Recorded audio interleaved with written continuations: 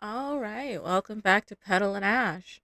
Uh, just doing a quick update or I guess setup video here since it's now February and I wanted to kind of do a closure and an open.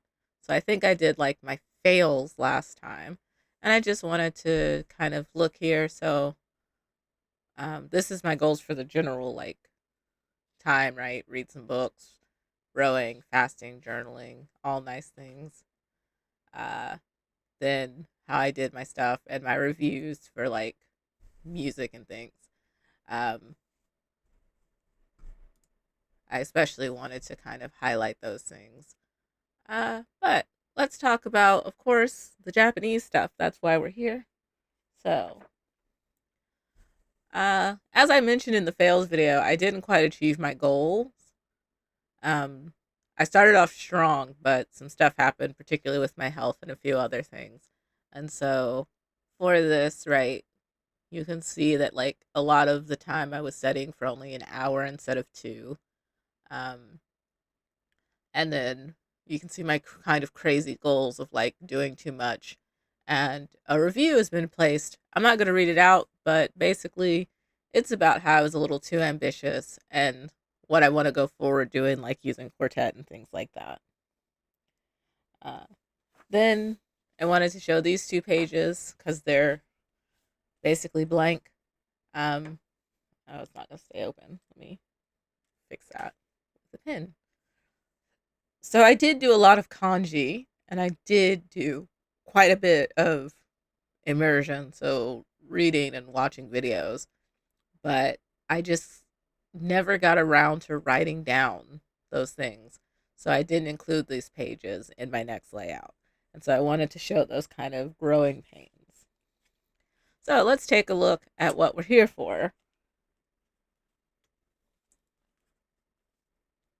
which is February. So I like to do February in pink and kind of romantic-y, even though that's not my focus, but I always do February in kind of romantic colors.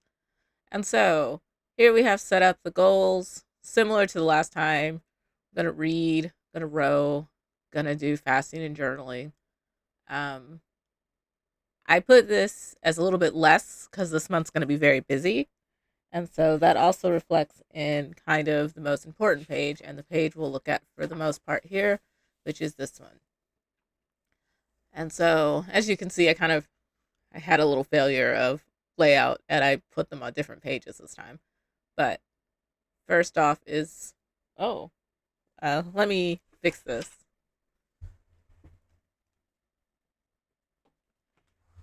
There we go. First off is my goals. So I put Quartet 2, but that just means chapter 2 of Quartet. I want to finish it. I did a little bit with it this week, uh, this past week, mostly just because I had the time. And then I want to read two short stories, like actually read and understand them, as well as, of course, continue to work on my kanji book. Uh, this month's going to be very busy work wise, so I wanted to kind of scale down and do kind of a light set of goals. For this, I'm not really changing my mind about doing kind of big goals. So, my overall goal is to finish Quartet hopefully in 6 months. Faster would be nicer, but I don't want to be too kind of, over ambitious because I especially want to kind of deeply understand things. Another thing that I left on here was things like the new kanji, vocabulary mining, and listening. Slide that up a little bit.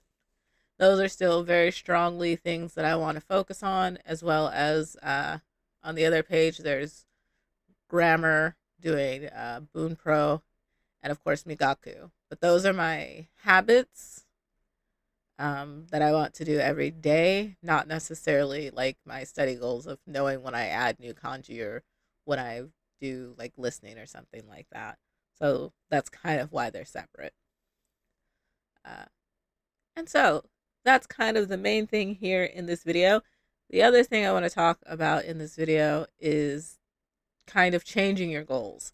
So I think it's important to adjust your goals based on not just your overall goal. Like my overall goal is Japanese N2, but also to look at like your, in my case, my months are planned out pretty well in advance. So I can do this monthly, but maybe weekly is good. Maybe in some cases I do this energy. So like today is that I'm filming this is actually Friday, and I had a pretty low energy day. So I didn't crack open Quartet today.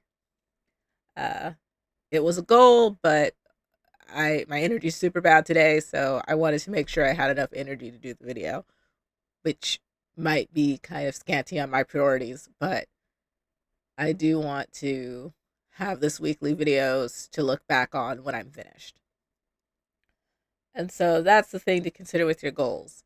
And so my goals for February are light because February is going to be super busy. I think I only have like one day off a week or something like crazy like that. So I need to make sure that I can hit my study goals and not, burn out. And that's kind of the thing I'm trying to be careful about with all of my planning is to think about the best ways to not burn out while still achieving my goals. And so technically, I should be taking N3 in July, which I feel is very doable, but I probably am going to skip it. Uh, just because it's my birthday month and I don't feel like it. Um, so I'm probably going to zoom off and start preparing for N2, and then seeing how I feel in December, take N2 or N3. And then if I pass N2, which is the overall goal, I'll be done with the JLPT and be focusing more on speaking. The reason for that is the JLPT, if you have magically never heard of it, doesn't have a speaking portion, which is good for me because I'm nervous about speaking, but also bad for me because I live in Japan and I should be speaking. Like, I don't use Japanese at work, but that's a little bit of a goal in the future is to be comfortable at the times I should be using Japanese at work. Um, I haven't decided if I want to fully work in Japanese. Probably not. I actually really like my job. But those are some things that I had to consider going into this, kind of because I'm a working adult. I would love to dedicate so much more time to studying than I actually have, based on like the issues of work, energy, as well as other factors like getting sick or uh, outside issues. So that's something I think you should keep in mind. As I mentioned in my failure video, I didn't really achieve any goals outside of finishing chapter 1 of Quartet. And I'm not upset about it just because of all the things that happened in January. Uh, I am going to be more strict about uh, February. So, Quartet Chapter 2 has to be finished. These two short stories should be pretty much, if not 90% understood, 70% understood.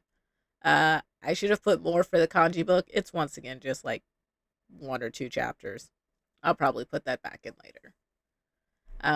Then for looking at this, as I realized with design notes, because this video is all over the place, so sorry if you're new here. I am not wedded to strong aesthetic, pleasingly like straight lines and stuff. So if my stamps get a little wonky, that's chill because I think there's a little bit of a slant here. That's okay. So I think those are the main things for this video. I talked about my goals. I talked a little bit about the past, and I've talked a little bit about the future. So that looks pretty good. Um,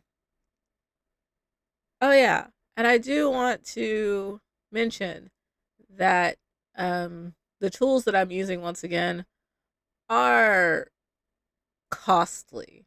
So, and I don't think they cost too much, but there are honestly free versions. Like there's a free Anki. I mean, if you want to pay for Anki, you can, but for the most part, Anki is free, and it does the same thing that Migaku does, with a little bit of help of like Yomi-chan, I think, or Language Reactor. Um, and there might even be new apps that do this as I'm like making this video.